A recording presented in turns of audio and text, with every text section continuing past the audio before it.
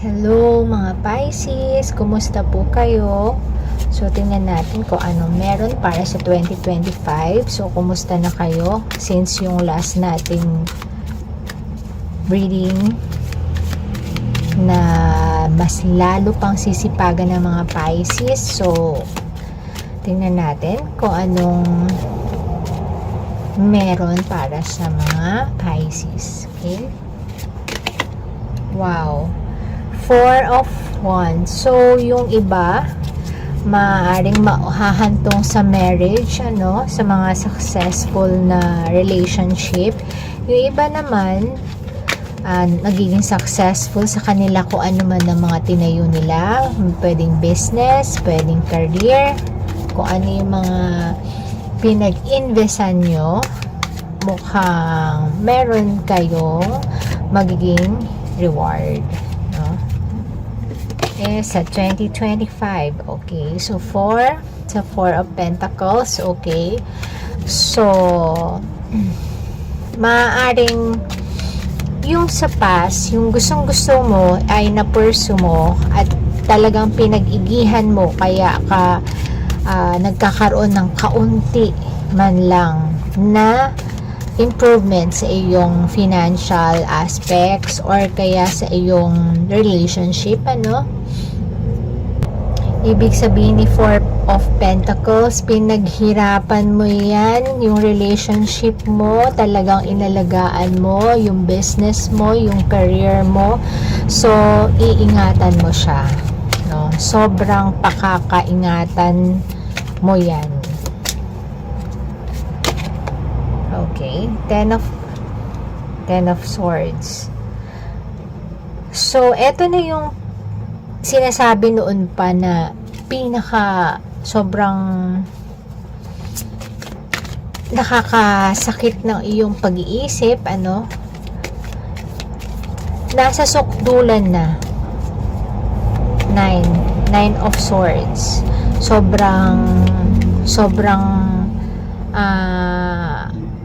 Sobrang hirap ng pinagdadaanan mo, sobrang hirap ng pag-iisip na inabot mo nun, I-clarify natin yan. Nine of Swords. Maaaring yan ay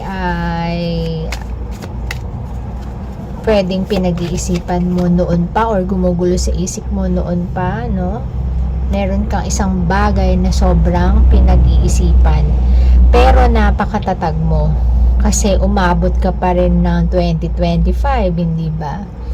Kaya napakatatag mo. So yun pa lang, palakpakan mo na yung sarili mo. So clarify natin, kung ano ba tong mga Four of Wands. Puro may fours. Dalawang 4 na yan, 9 and 8. Okay. May major arcana ka, strength. So, gamitin mo yan, lakasan mo ang loob mo. Kung ikaw naman ay may pinagdadaanan ngayon, ang tingin ko dyan, ang sinasabi ay lalakasan, matatag ka So, lakasan mo lang talaga ang iyong loob at kayang-kaya mo kahit iharap sa iyo sa 2025, At hindi malayo makukuha mo to. Ayan. See? 10 of Pentacles. So, sa financial aspect, maganda ang iyong energy. Makukuha mo yung pinakamataas. Kung ikaw ay nagsusumikap ng sobra sa ngayon, So, yung equivalent naman nun, yun ang ibibigay sa iyo. Ayan. I-reward ka ng universe. Four of Pentacles, Nine of Wands. So, eto may mga pagbabago sa buhay mo na mangyayari, Kaya, paghahandaan mo ito. So, alam mong hindi madaling kumita, ganyan.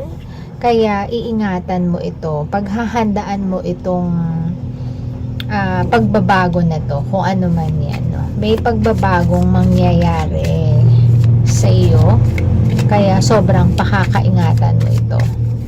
Maaaring assets yan, maaaring yung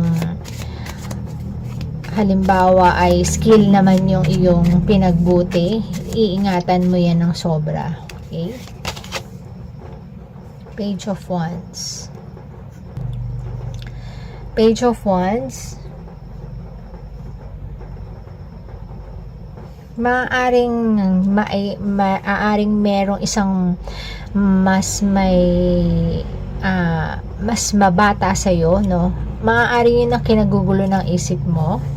Yung iba sa inyo nagbibigay ng sobrang pag-iisip at medyo nakakasakit ng damdamin, ano? So parang maaaring iba sa inyo hindi pinapansin, no? Parang kung kailan lang sila may time, dun lang sila binibigyan ng time. Maaaring pinapaasa yung iba, no?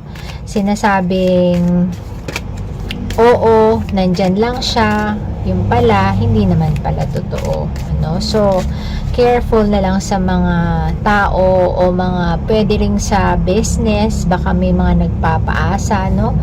So be careful na lang. Ayan, High Priestess. So strength. So ito, kahit anong ibigay sa iyo ng 2025, no, napakalakas ng isip mo, ng loob mo, no. Itong si High Priestess, kahit na walang nagsasabi sa iyo, kahit na walang nagsasabi ng totoo or naglilihim, alam mo sa sarili mo, malakas ang instinct mo, so malakas din ang iyong loob, lalakasan mo pa ang loob mo at titibayan mo pa ang tiwala mo sa sarili mo, no? Ayan, may mga taong manunubok sa iyong kakayahan, pero kakayanin mo ito. Sobrang tibay ng loob mo, parang buong buo ka na. Ayan, buong buo ka.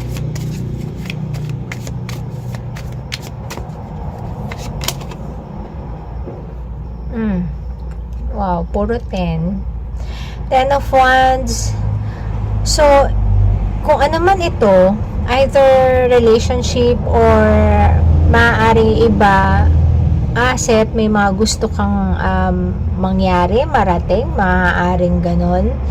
Maaaring may gusto kang puntahan, no, na isang destination sa 2025. So gustong gusto mo tong makapuntahan. Maaaring matupad yan sa 2025. Ayan.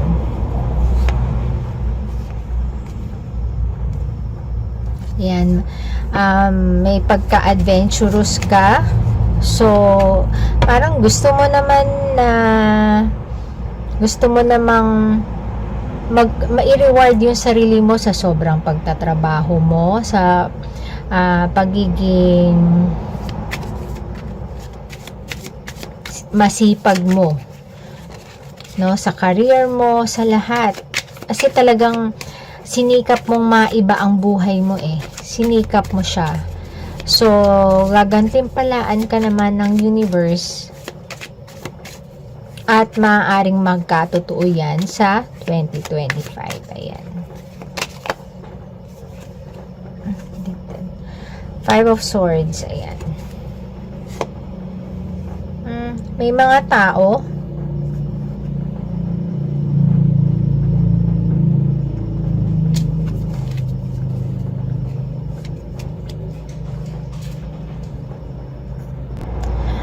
okay, sa 2025 may mga tao kang maaaring napansin mo na nag-iiba na sa'yo, ano, nag-iiba ng pakikitungo or medyo maraming naiinggit sa'yo.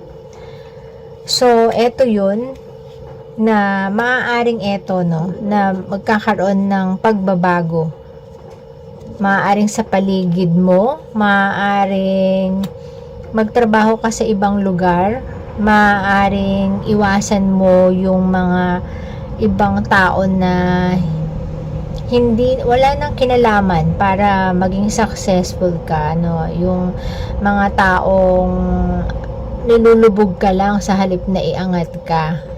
So,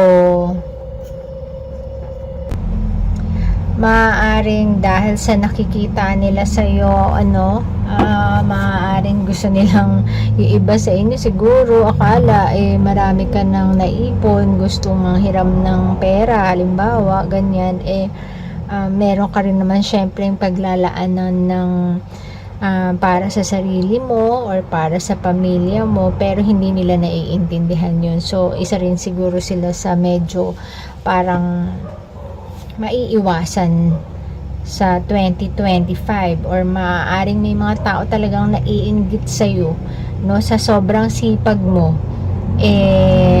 sa halip na gawin kang inspirasyon, kinaiinggitan ka pa nila. Ayan. So maaaring yung mga ganitong tao, maaari mo namang iwasan dahil nakikita nila talaga magiging successful ka sa 2025. Maaaring may nakikita sila sa iyo, maaaring may bago kang bahay, bagong sasakyan, at akala nila nag-iba ka, kaya nahuhusgahan ka, no? Ang hindi nila matanggap ay nagsusumikap ka kasi. Ayan, the Star. So may mga opportunities na yun yung mga pangarap mo, no? May mga pangarap ka, ayan. Okay, yung iba sa inyo gusto ang pangarap ay magkaroon ng buong pamilya. Yung iba naman ang gusto lang ay ayusin ang career, no? Yung iba naman gustong malagay sa tahimik, ayan. So, kung ano man yung mga pangarap mo, no, yun yung parang kasi gusto mong mangyari, no? Kaya yun ang nagpapahirap ng loob mo. Ayan. Yun yung gusto mo siya talagang maabot. So, minsan talaga yung expectation natin, no? Yun yung nagiging cause ng ating depression, ganyan. Dito naman successful ka pero meron kang something na gusto mo pa, no? So tingnan natin mamaya kung ano yung masasabi ni universe dyan, tungkol dyan.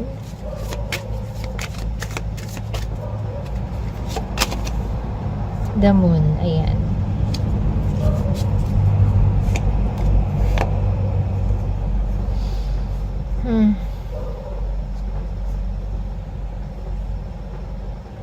Yung iba sa inyo, maliwanag na may soulmate, no? Maaaring merong natagpuan na.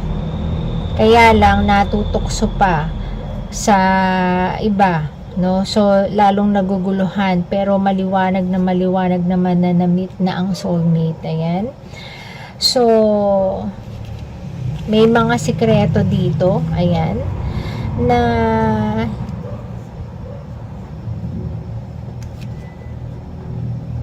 parang kinukutuban ka, ano? So, ang ano lang dito is gamitin mo yung instinct mo, maniwala ka sa sarili mo.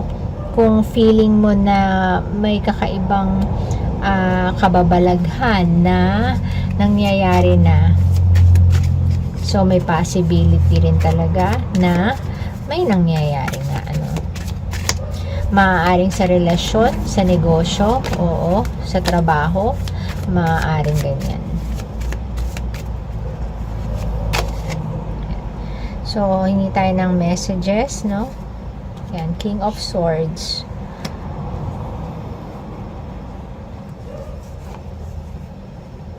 Oh, lumabas si King and Queen of Swords. So, yung iba sa inyo, merong nakakausap, no, na parang alam nyo, parang salungat kayo sa mga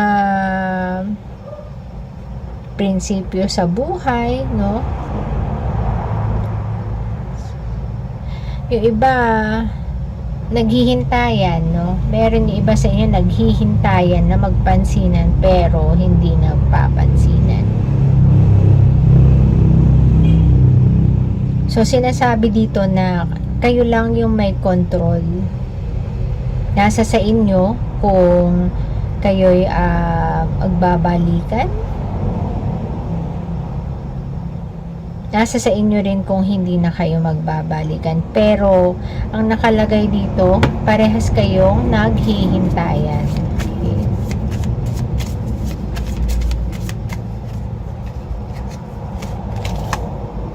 Magician.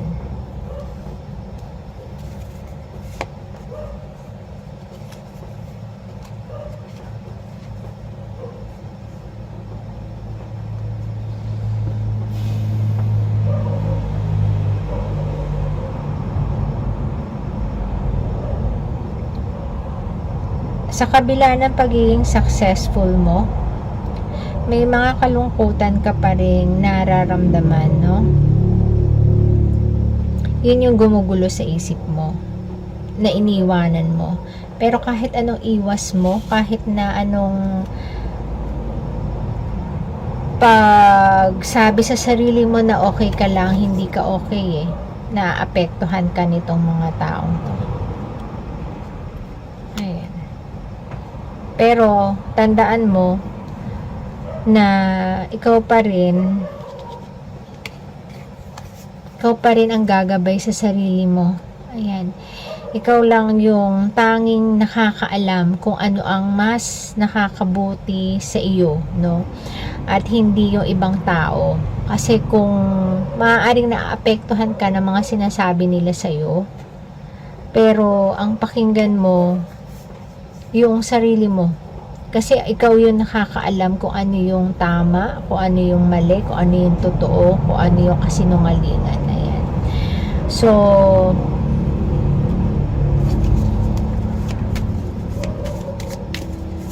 itandaan mo yan sa isip mo.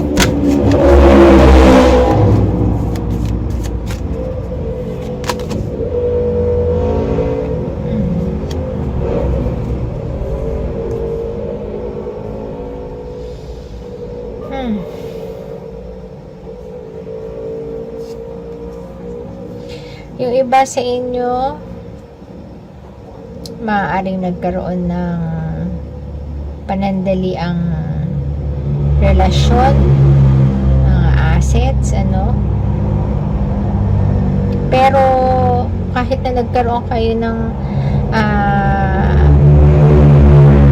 relasyon or assets, ang pakiramdam nyo, nalalayo pa rin kayo sa ibang tao. Ayan. Yun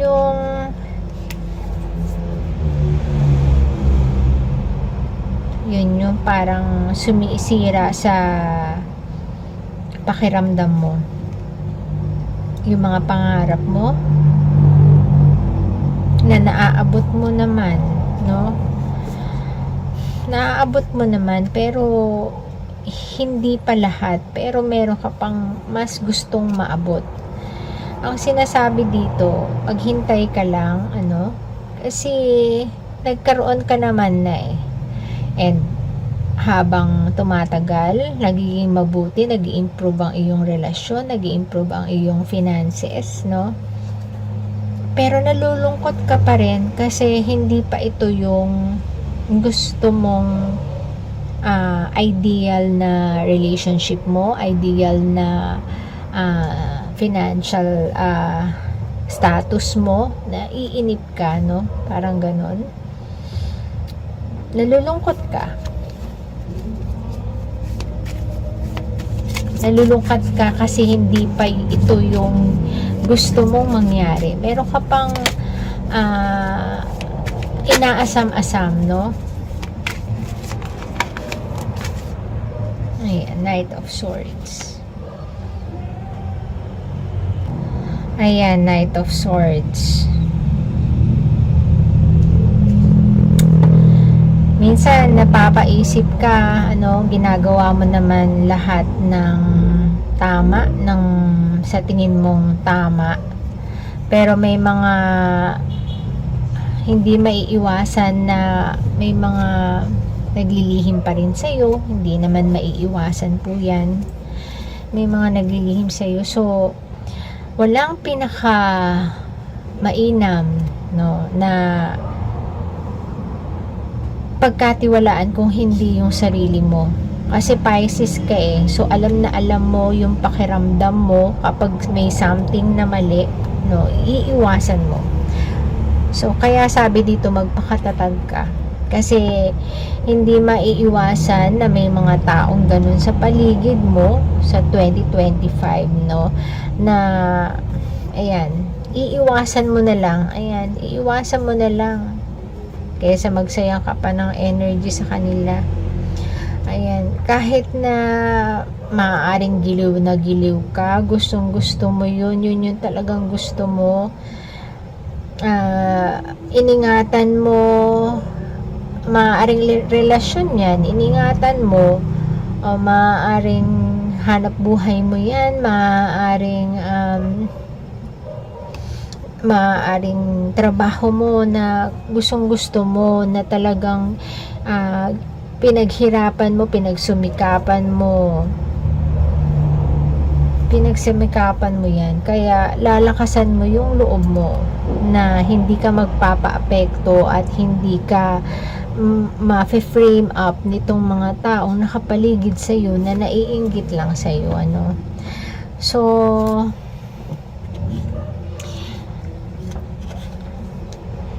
alam mo, itong reading na to, napakaganda in terms of financial aspects. Makukuha mo yung pinakamataas, no? Medyo may mga tao lang talaga na nakapaligid sa iyo, or may ibang factors dyan na nakapaligid sa iyo na medyo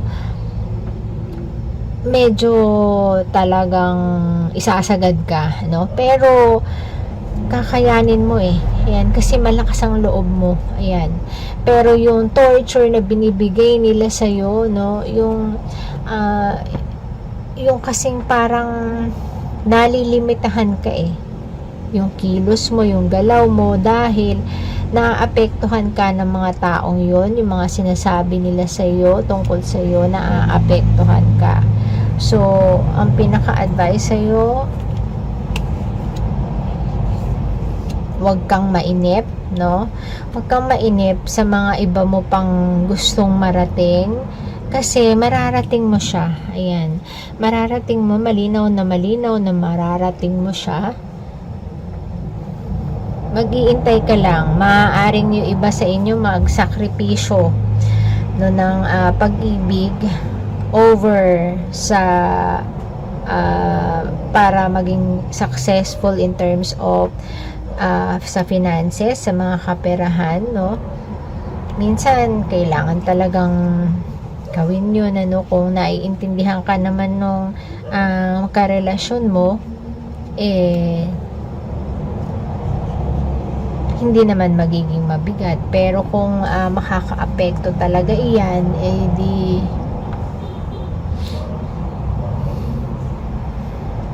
ibig sabihin, ito ang nagpapakahirap sa'yo, yung emosyon mo.